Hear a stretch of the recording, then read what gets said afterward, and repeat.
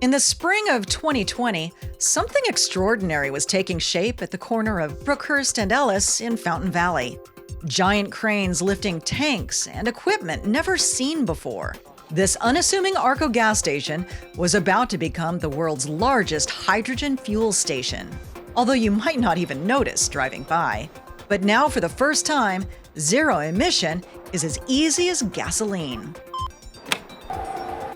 Where you're in and out in 5 minutes, you don't wait in line, 2 fueling positions here, 2 on the other side. You're in and out just like gasoline, just like a gasoline car, but you get the same range, and only thing coming out of your tailpipe is water. You're filling a compressed gas into a tank, and it's very similar to filling up with a gas car. Real short time period, you're in and out. The whole experience has been a lot of fun. The new station produces 5 times the amount of hydrogen with 4 different fueling positions. There's no smell. It takes about 5 to 10 minutes. In the past, we only had 1 hose, 1 fueling position. And what was happening was demand was outstripping the pace of those little stations. We had lines. We had people waiting up to 40 minutes to get fuel in the afternoon on the way home from work. Toyota and Honda now have hydrogen cars on the road, along with Hyundai, which has the only SUV. You get 5-passenger seating, you get a lot of cargo space, it's very luxurious, got all the safety equipment, it's got a lot of technology, so I love it. So how is hydrogen different from the more popular electric car? Actually, both are powered by electricity, but instead of plugging into an external charger, these batteries are powered by built-in hydrogen fuel cells. For the most part, a battery electric vehicle works perfectly for them, right? If you have a house, you have a place to charge, if your commute isn't too long, battery electric works for you. But there is always going to be that part of the population for whom maybe you don't have a place to charge, either at home or at work, or you have extremely long drives, or you can't wait, half an hour to 9 hours to charge. And so a fuel cell vehicle is the perfect option for those individuals. Not all renters can plug in their vehicle. If I had a plug-in electric vehicle instead, we don't have that option when we're renters, and a lot of Californians like me rent.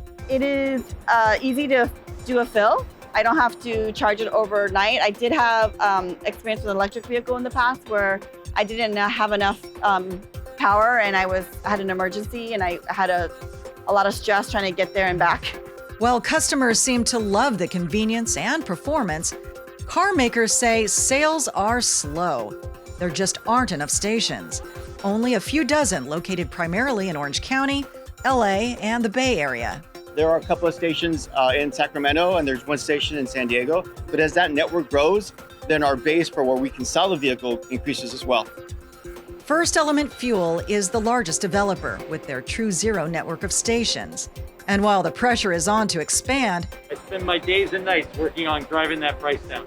they're also working to bring down the price at the pump, which right now is significantly higher than gas. We should be within 28 months, 30 months, be able to lower that down to $10, which gets us really close to equivalent to a gallon of gas. And that's our goal. The holy grail is to get our costs down. But until then, all 3 car makers are offering to pick up your tab, up to $15,000 worth of free fuel when you buy or lease. Car companies give you a debit card that's good for 3 years worth of fuel.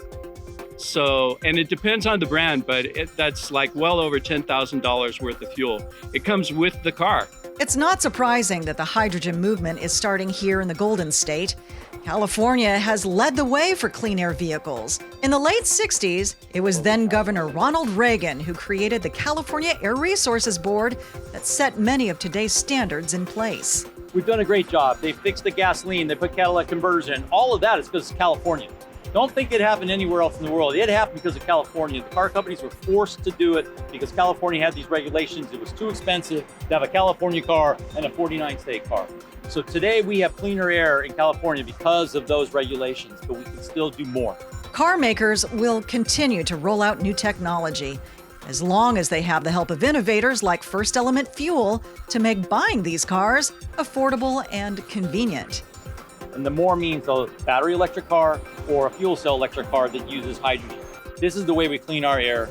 This is how we attack climate change. This is how we do those things that will improve our planet for our kids after us. That's why I'm doing this. With this milestone now up and running, the company is already focused on building more high-capacity stations to meet the needs of the estimated 20 to 30,000 more cars expected to hit the road in the next 3 years. For your PCTA, thanks for joining us. I'm Valerie Starn.